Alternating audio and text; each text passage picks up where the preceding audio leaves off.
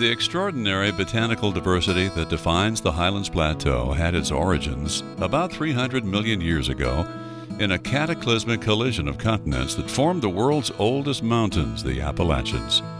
Subsequent glaciations extinguished plant life as far south as Pennsylvania. The southern Appalachians became a refuge for northern plants, and today northern and southern plants live together in lush, very diverse landscapes produced by abundant rainfall and variable topography and soils. Humans arrived in the southern Appalachians about 10,000 years ago. Their descendants, known today as the Cherokee people, had a unique view of their environment. The earth was a middle world on a flat disk of water that hung by 4 cords from the sky. Bad spirits from the lower world tried continuously to destroy the balance among humans, plants, and animals, but spirits from the upper world joined with humans to restore this balance. The Cherokee respect for balance in nature was reflected in their traditional stories of the medicinal value of plants, the life-giving importance of corn, the ability of strawberries to save marriages, the relationship between Indian pipes and peace, and the value of fire for land management. To maintain balance, the early Cherokee lived lightly on the land. In harvesting wild plants, they took only every 4th plant, leaving the others to reseed and spread. They were our first land stewards. In the 18th century, botanical explorers visited this area to collect seed and specimens. The Bartram family in America was the first to note the extraordinary botanical diversity of the area. Along with André Michaux from France and John Fraser from Scotland, they identified and named many plants important to gardeners today. In the 19th century, botanist Asa Gray from Harvard University became intrigued with descriptions of plants from this area and sent for botanical specimens.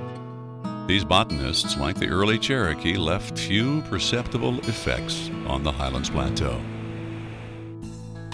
European settlers began to come to the Highlands Plateau in the first quarter of the 1800s, but the area remained sparsely settled until 1875, when Macon County native Silas McDowell introduced Samuel Kelsey and C.C. Hutchinson to the splendors of the Highlands Plateau. They founded the town of Highlands and promoted it as a gardener's paradise. The natural beauty of the area attracted settlers from Maine to Florida. Some came with a basic knowledge of botany, but others were self-taught. Many, such as Thomas Harbison, Mary Chapin Smith, and the Boynton brothers, formed societies for the study of botany and horticulture. As Highlands began to grow and change, natural and man-made threats to its environment began to emerge.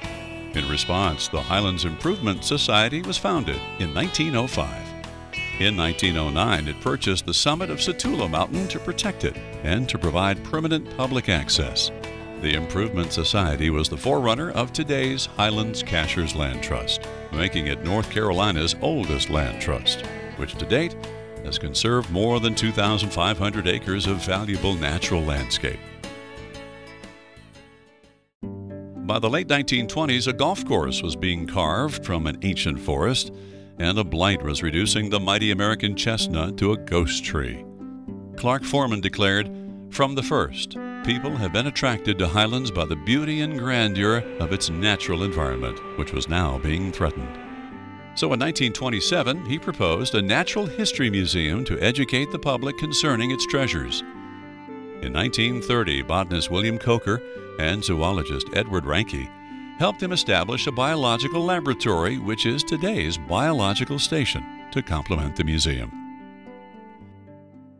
Since the 1880s, extensive logging throughout the southern Appalachians had led the federal government to protect its natural forests with the Weeks Act of 1911. But clear-cutting on private property would persist, culminating on the Highlands Plateau in 1943 with the regrettable sale to a lumber company of one of the most magnificent primeval forests in all of eastern North America. In the late 1940s, to better inform the public, Ralph Sargent, a self-taught botanist, proposed the creation of a living display of southern mountain plants. Thus was born in 1962 the Highlands Botanical Garden. Aided by self-taught local botanist Henry Wright and biologist Lindsay Olive, It became today's garden of many gardens, showcasing native plants in their natural habitats.